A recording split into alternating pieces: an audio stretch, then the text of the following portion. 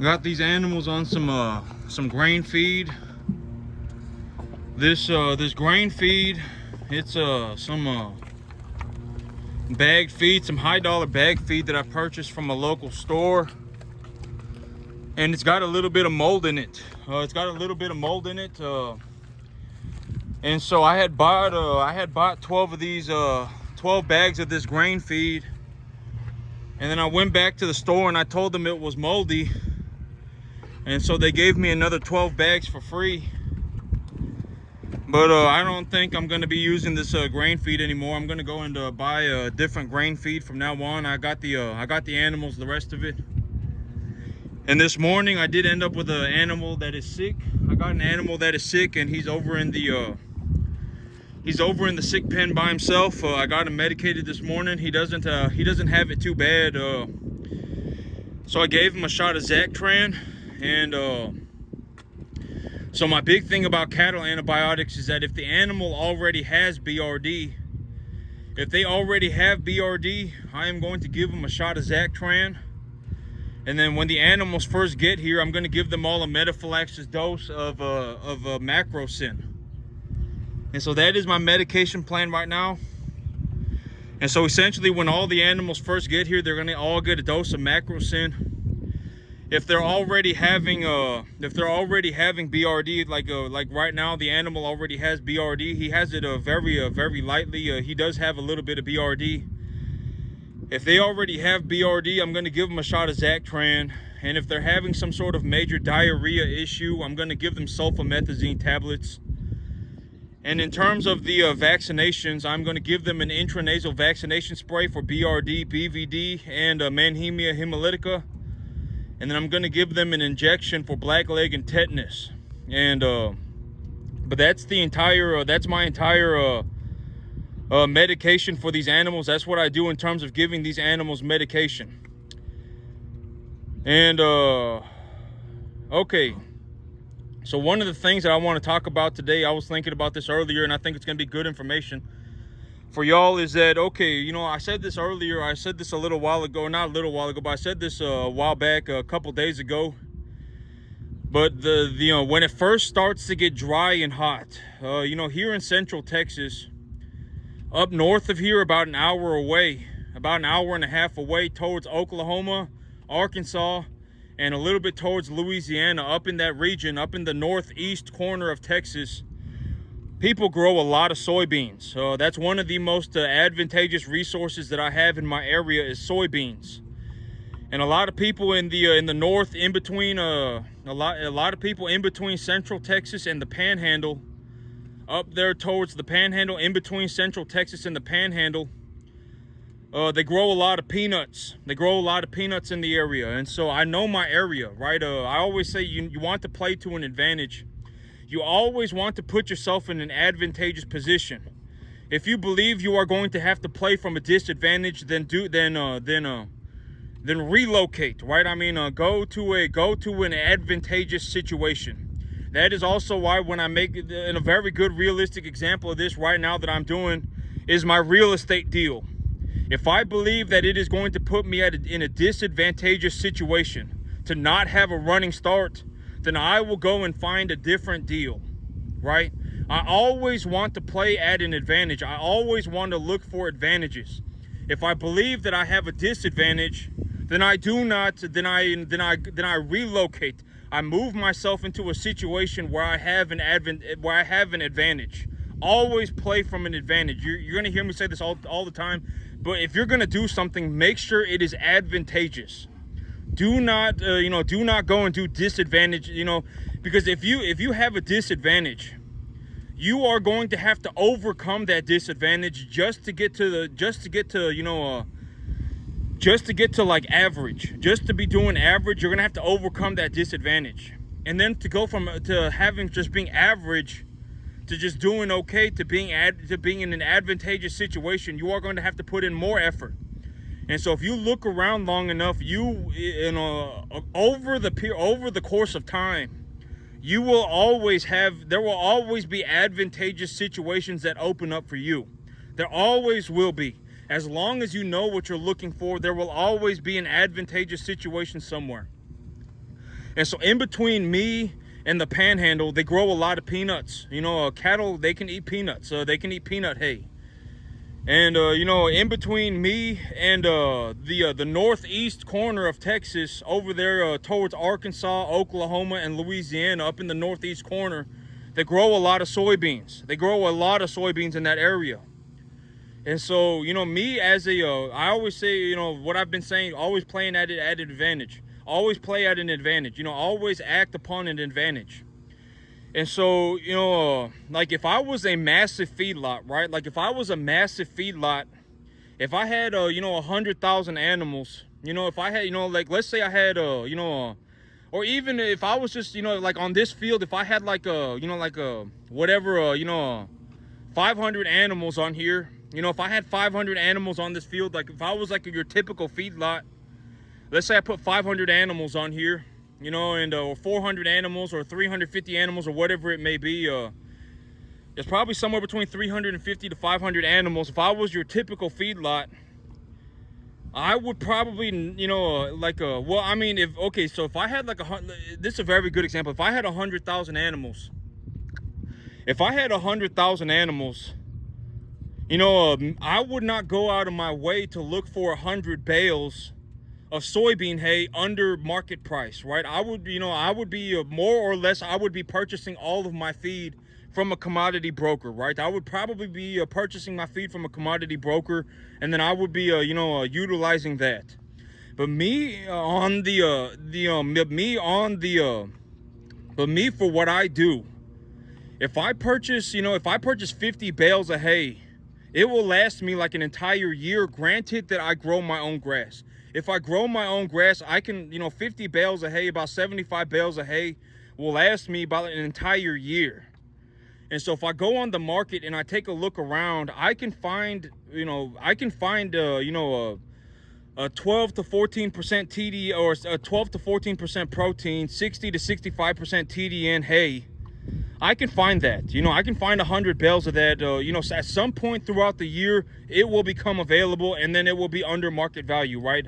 I can find that stuff. If I just keep my eyes on the market, I can find that stuff, right? And if, you know, so if you feed an animal, you know, 3.25% of their body weight, from what I have seen, about 3.25% of their body weight a day, from 3.25% of their body weight in dry matter a day. If you feed them about that much, and it's about 65% TDN and about 12 to 14% protein, they're going to put on about 75 to 90 pounds a month. If that is what you feed your animal on a regular basis, somewhere around 3.25% of their body weight a day in dry matter, and it's 65% TDN, 12 to 14% protein, and this information is about 93% or more correct. You know, if you want to go and take my information and run the trial for yourself, if you want to collect the information for yourself, then go for it. I mean, do it. I mean, nobody's stopping you. But I'm telling you that this is the answer. This is the answer, and unless you have an objectively better answer, use this answer, right? I mean, I know that some feedlots, they're like, you know, if we feed an ionophore and then we increase the energy ration and we whatever, right? If we increase the energy in their ration and we feed them an ionophore and we give them, 14% protein, and then we feed them 2 3/4% of their body weight a day, we can actually still get that roughly 90 pounds. You know, there are other answers. There are other objectively better answers, but chances are, if you are going to get into farming, chances are you're not going to be sitting there mixing ionophores into the animal's feed, you know, and then increasing their energy rations by like 5% a day until you find, and then, you know, chances are you're not going to be doing that stuff. And if you are doing that stuff, then then continue to do what you are doing. But if you do not have an answer at all, if you honestly, like if I asked you, what are you feeding your cattle? And you essentially just said, you know, I'm feeding them, you know, like you don't know what you're feeding your animals, right? Like if I asked you how much energy are you feeding your animals, how much protein are you feeding your animals, how much of their body weight are you feeding a day? If you legitimately do not know the answer, if you could not answer that question, then here is the answer for you. 65% TDN and about 3.25% of their body weight a day in dry matter. And if you have an objectively better answer, then do what you are doing. right? But for in terms of general general information, this is the answer for you. And so when you go and you look at feed, right?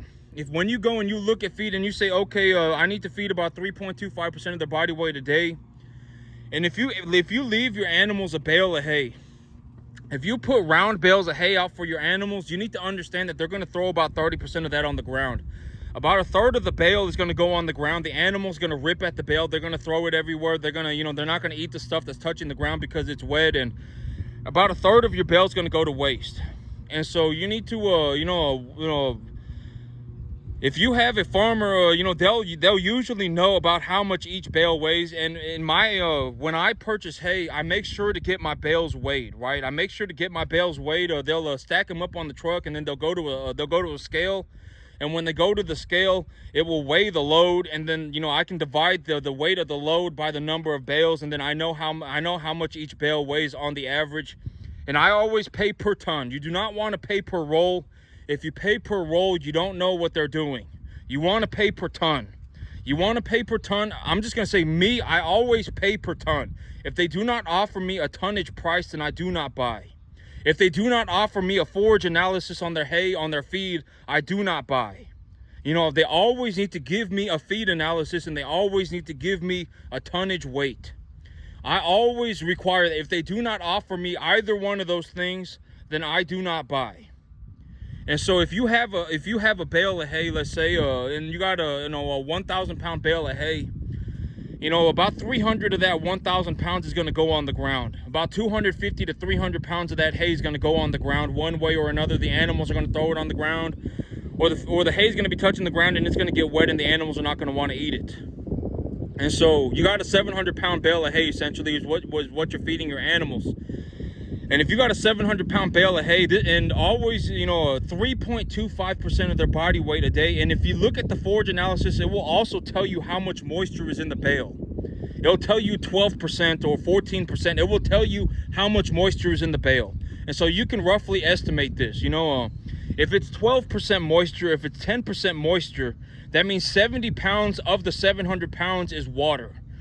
And so, you essentially have about 600 pounds of hay, about 650 pounds of hay, something about that. That's about how much feed your animal's going to eat. And if you're going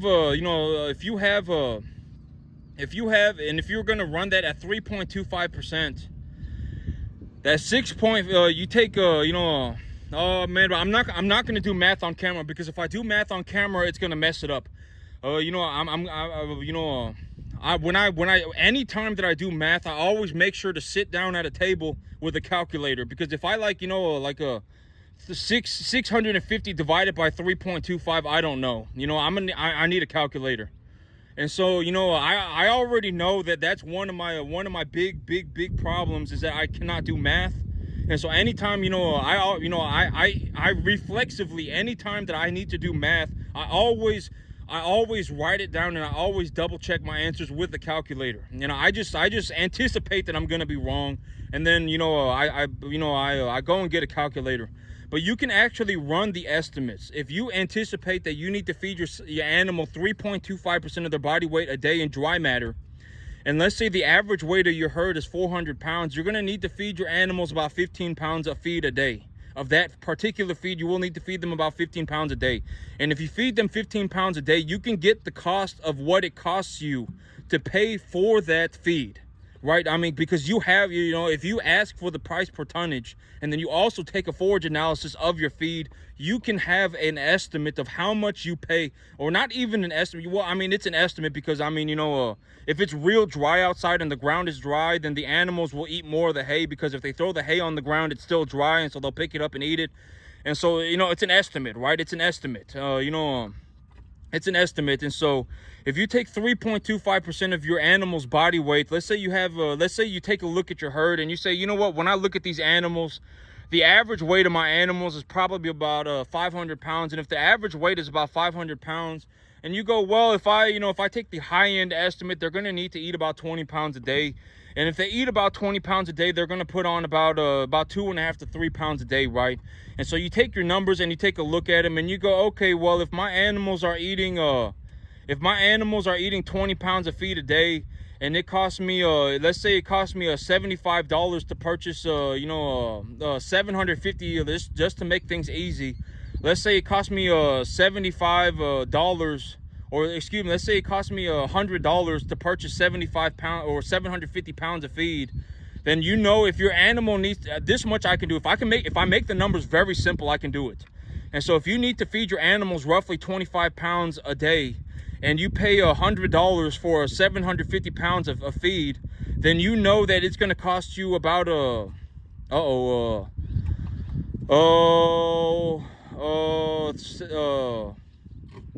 it's going to cost you roughly 30 it's going to cost you roughly 30 cents. Is it 30 cents? No, it's going to cost you $3 a day. So if you need to feed your animals 25 pounds a day, and your feed is at a 60 to 65% TDN, if your feed is at a 60 to 65% TDN, and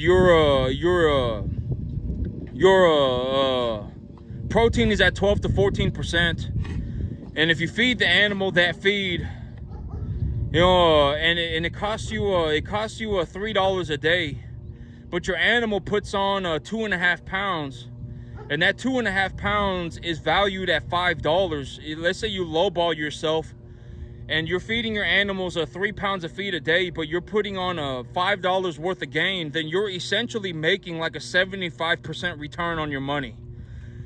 But then it's like, but in reality, when I run my numbers, I take my animals from, let's say right now they're 500, but I anticipate that I'm going to have to feed them until they're 700. Then I run my numbers for 600, because if they, if I utilize 3.25% of their body weight a day, if I utilize 3.25% of their body weight a day, and then, I go from 500 to 700, they're going to eat proportionally the same amount of food. Proportionally, it's going to be the same amount of food. They're just going to be eating more food because they're larger. And so, when I run my numbers, I always run my numbers for the beginning scenario and the ending scenario. And then I run my numbers for my feed. And it's like, if I see an opportunity to make a 25% return on my feed, that's when I buy it. And if I take a look around at the markets, almost every single year, the moment it starts to get hot and dry, people will start cutting their hay.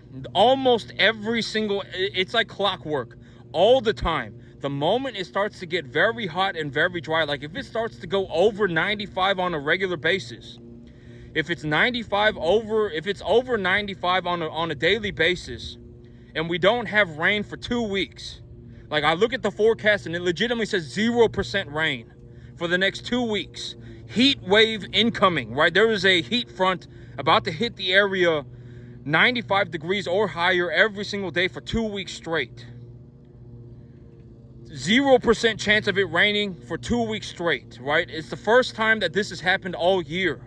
Almost everybody will be cutting their hay then. Almost everybody will start to cut their hay.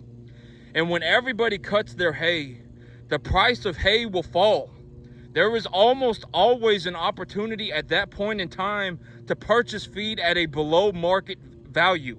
You can almost always find somebody who is selling hay for cheaper than the overall market. And if they are selling hay for cheaper than the overall market, and if let's say they have 100 bales and they say, you know what, if you buy all 100 bales from me, if you buy all 100 of these bales, I'll give you a better deal, right? And so I get to get a below market average deal. If I have 100 bales of hay, I can feed all of my animals for like the entire year. Granted that I grow my own grass.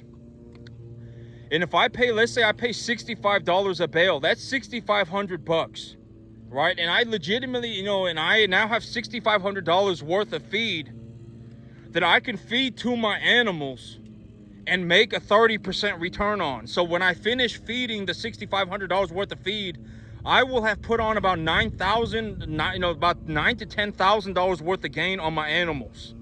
And so, that is why I do the things the way that I do, right? And, when I give you my perspective, I'm essentially just, I always say when you watch me farming, you have to understand that I make a ballistic amount of money farming. I make a lot of money.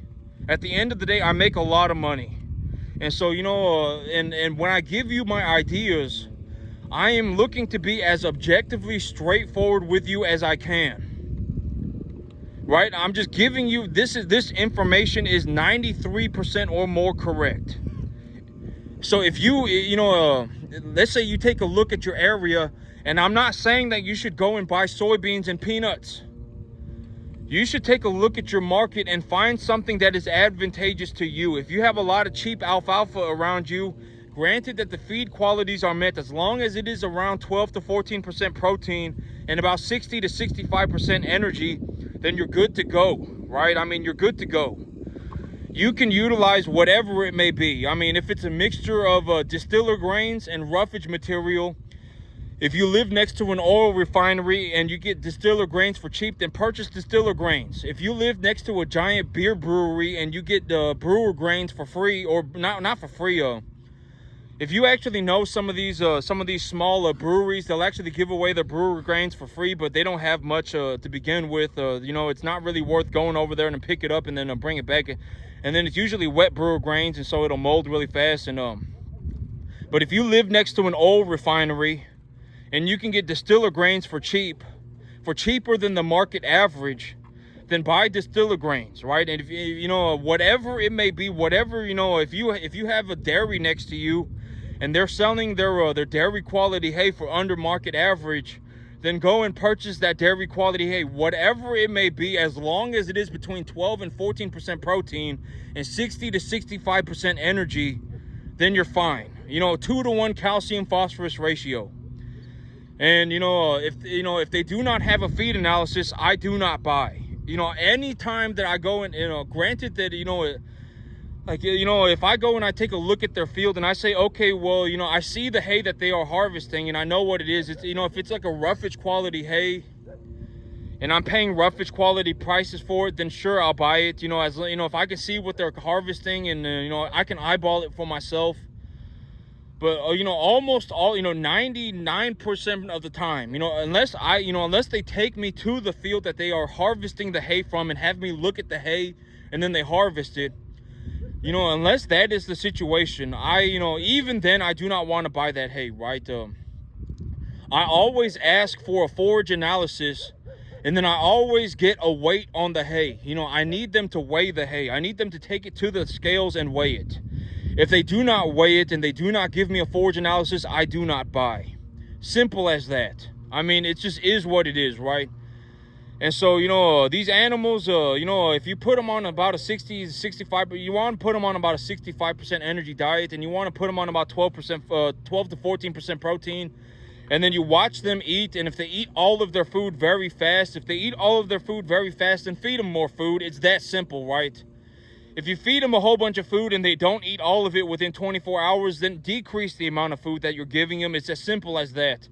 When they eat their food, they're going to poop. When they poop, just take a look at their poop and make sure their poop is somewhere at a manure score of 3.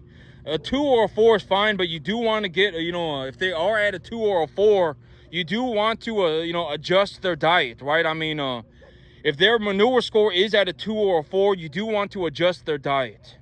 But if it's at a 2 or 4, you're doing just fine.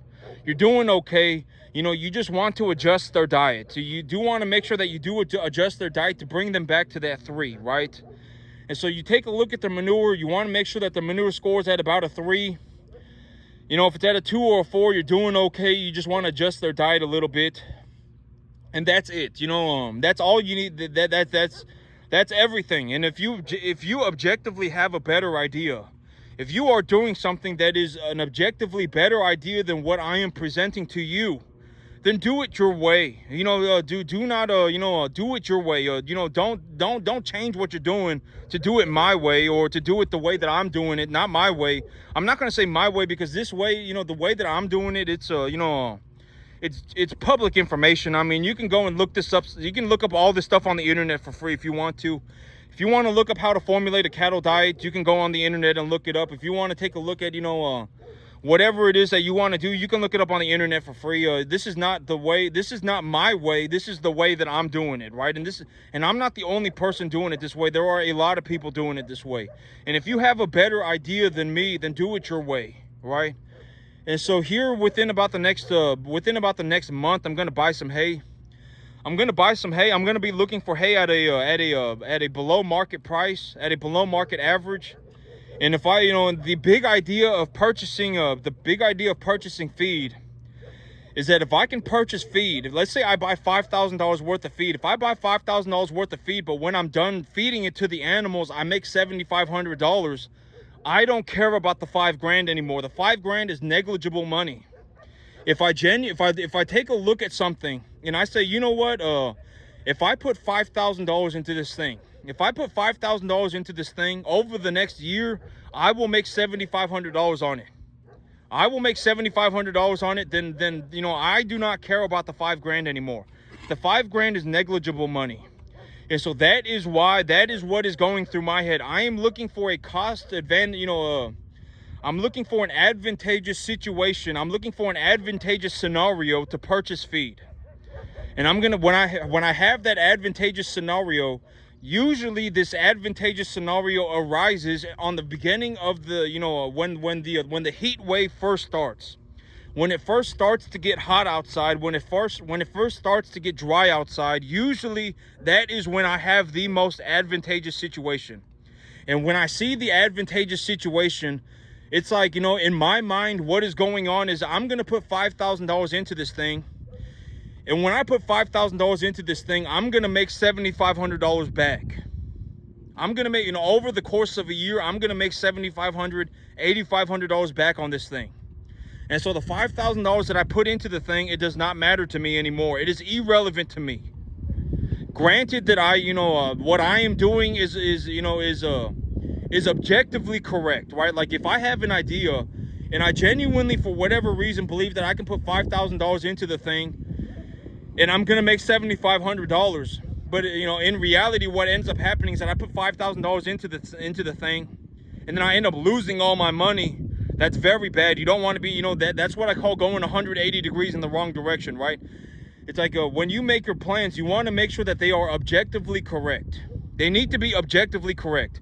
If you think that it's going to work out for you, but it turns out that it did not work out for you, it actually went completely the other way, a lot of times that is you being a moron. Like if you come up with a plan and you genuinely believe that it's going to go a certain way, right? It's going to go a certain way, but it doesn't go that way. It goes the complete opposite direction. That's not good. That's very bad. If that happens to you, it might happen to you. And if it does happen to you, that's a very good indicator that, you need to rethink your plan. You need to rethink your strategy. Why did that happen to you, right? Why did it happen to you? And what can you do from this point forward to make things, more objectively correct, right? And a good example of me, if I use me as an example, a little while ago, I was giving my animals an injectable modified live vaccination, right? I was giving my animals a modified live vaccination, and I was giving them an injectable modified live vaccination. But when I went on the internet and I looked it up, I did not know what I was doing. And, and I thought I was giving them the best medication because it was the most expensive stuff, right? It was the most expensive medication. And so I figured it was the best stuff. And so I gave it to my animals, believing that it was the best medication that I could give to my animals. But in reality, an injectable modified live vaccination, if you look it up on the internet, the modified live vaccination, when it interacts with the maternal antibodies in the calf, calves have antibodies from the mother, have maternal antibodies from when they're when they're born until they're about 4 to 5 months old. And if you give them a modified live vaccination, an injectable modified live vaccination, the injectable vaccination will actually interact with the maternal antibodies to create toxic compounds. And also one of the side effects of giving an animal an injectable modified live vaccinations is that it causes inflammation in their lungs. And I did not know that, right? And so when I looked into it and I saw the information, I said, I need to change what I'm doing. What am I going to do so that now I have an objectively better an objectively better plan, right? What can I do so that I have an objectively better plan? Well, when the animals first get here, I can give them all a metaphylaxis dose of macrocin, right? I can give them all a metaphylaxis dose of antibiotics.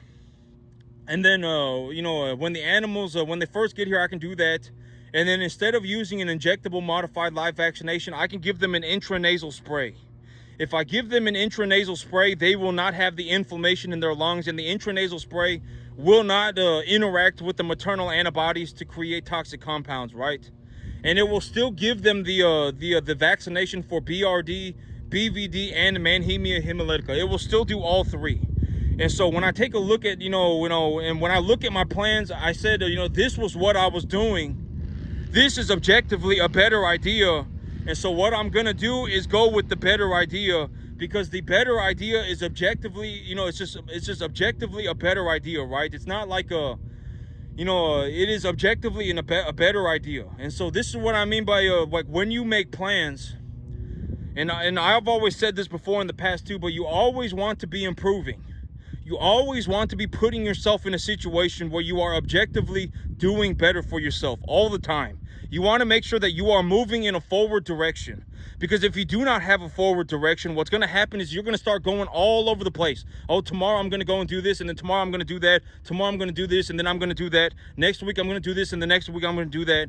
If ABC, then XYD.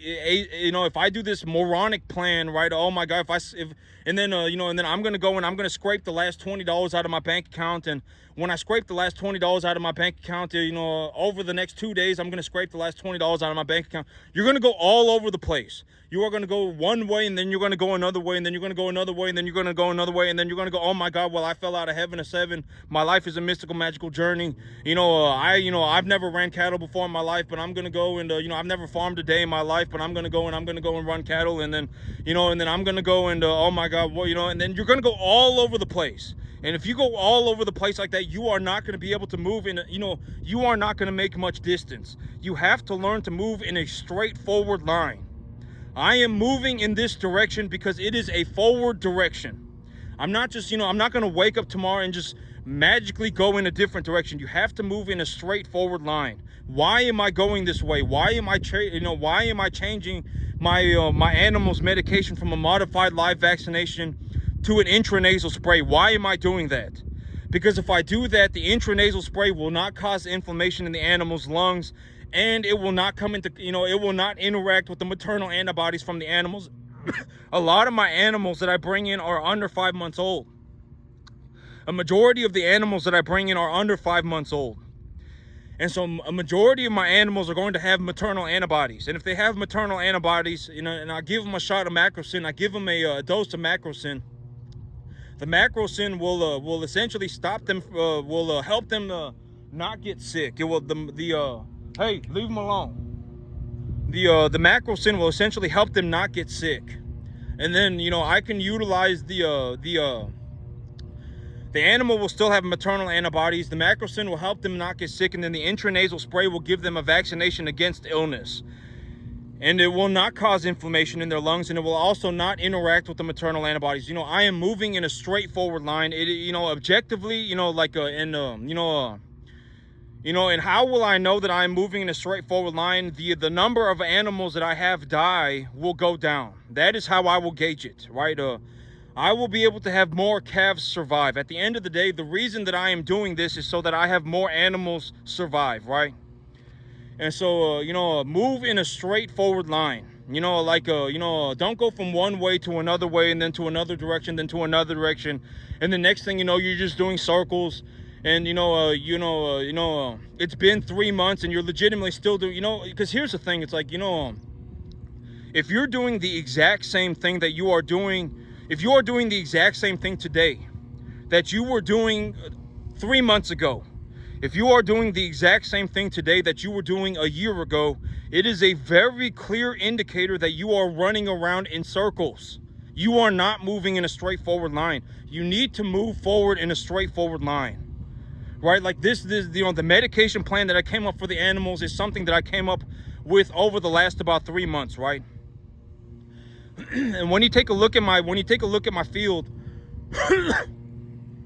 I'm already making plans for I've had these animals on a mixture of roughage material, peanut hay, and corn.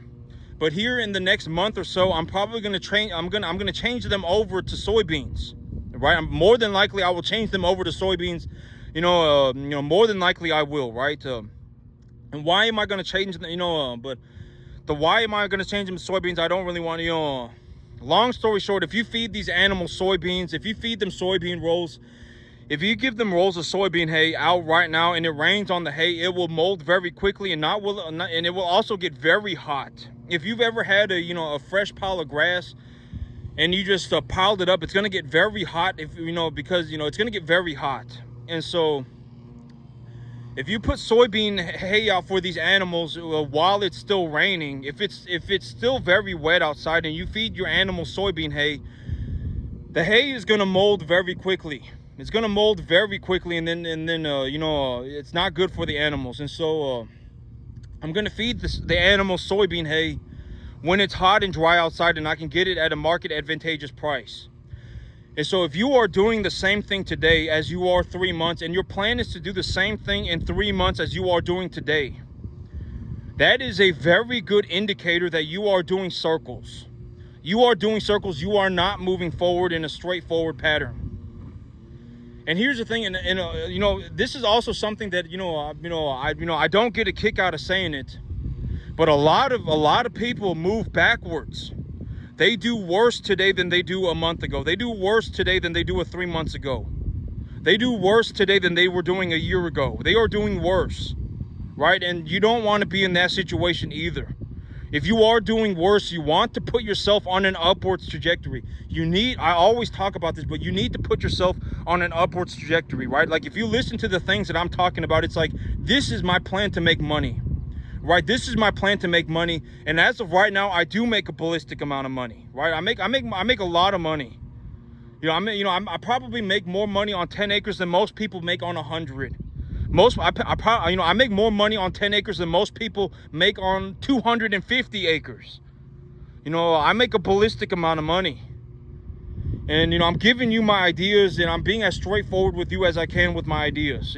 This is objectively the thing that I am doing, right? This is what I'm doing. These are my plans. I'm moving forward in a straightforward line, and I am going up on an upwards trajectory, right? If I invest in feed at this cost, at these feed values, then I will make this much of a profit, right? I will make this much of a profit, and on the feed, if I feed the entirety of the feed to my animals, I will make this much profit, right? And I'm going to increase the number of animals on my field because to increase my cash flow as of right now, because I don't want to just be sitting. I'm essentially, in terms of my cattle, I'm sitting on my hands, and I don't want to be sitting on my hands right now. I want to be running more animals.